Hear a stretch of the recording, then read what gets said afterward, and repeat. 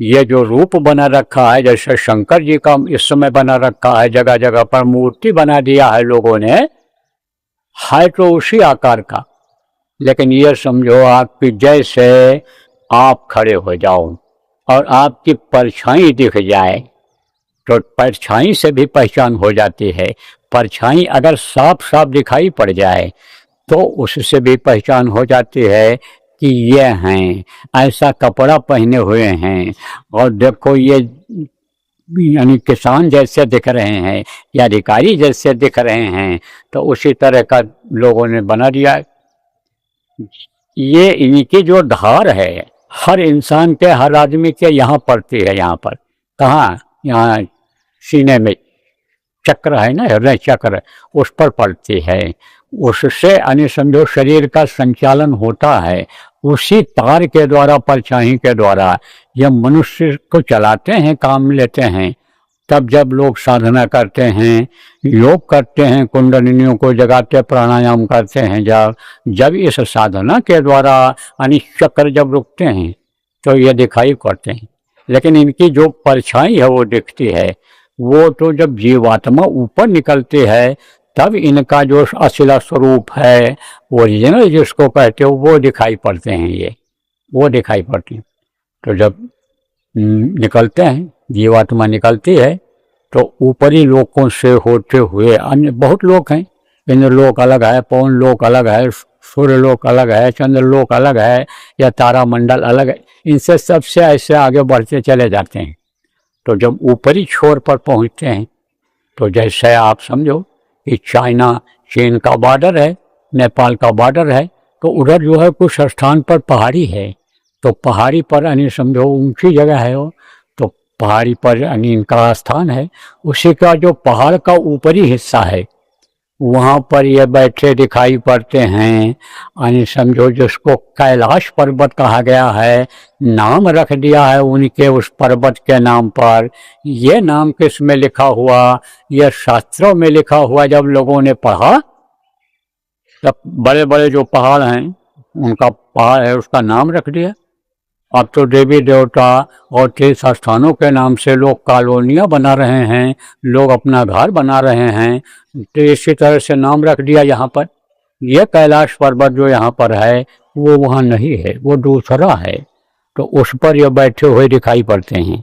कैसे दिखाई पड़ते हैं, वो लंबे तड़ंगे और समझो कि सुंदर रूप है, लेकिन रूप जो दिखाई पड़ता है वो रौद्र रूप दिखाई पड़ता है, और तो हर तरह से वो दिखाई पड़ते हैं। कहा ना, जाकी रही भावना जैसी और प्रभु मूरत देखे तिन तैसी। जैसी जिसकी भावना रहती है वैसे दिखाई पड़ते हैं।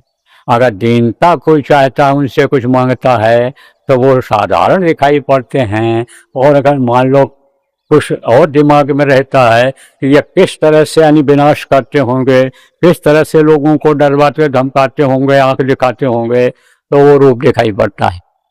तो क्या कैसे हैं, वो जटा जूट है, जटा बढ़ी हुई है, बाल बढ़े हुए हैं, और बालों को ऐसे बांधे जूट जूट ऐसे दिखाई पड़ता है कि बना हुआ, और त्रिशूल हाथ में लिए हुए हैं।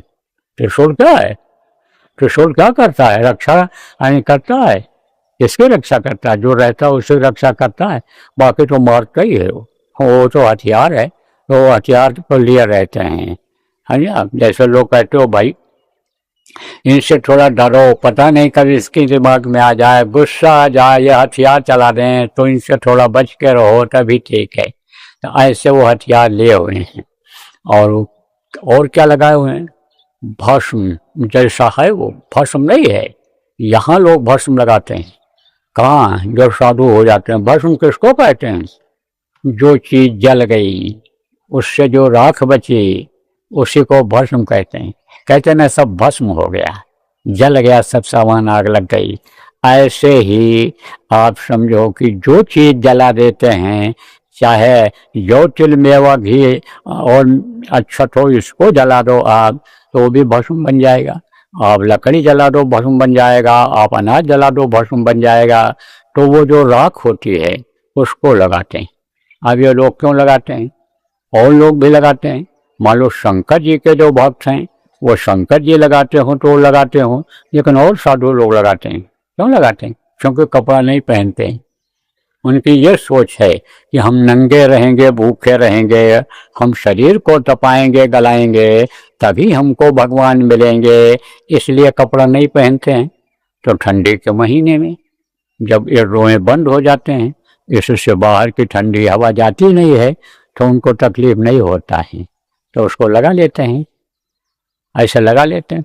और यहाँ लगा लेते हैं, ठंडी ज़्यादातर यहाँ से लगती है, यहाँ से, जिसको कलेजा कहते हो और गला कहते हो, ठंडी गर्मी और कान, इसी से अंदर हवा जाती है, प्रवेश होता है। तो असर इसका यहीं पर ज़्यादा होता है, कान में हवा जाती है, कान पर असर होता है, इन्हीं अंगों से असर होता है, इन्हीं अंगों से अंदर की गंदगी निकलती हुई है, और कुछ असर इनका बाहर का इससे अंदर जाता भी है, तो लगा लेते हैं। देखो पसीना भी इन रोगों के बीच में जो छेद है निकलता है, और हवा भी इससे प्रवेश करती है।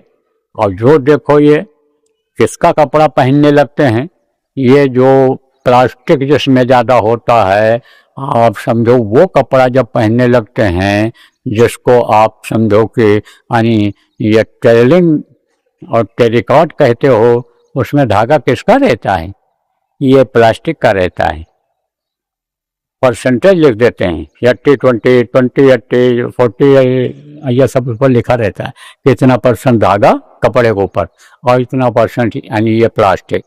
तो उससे क्या होता है, हवा नहीं पास होती है।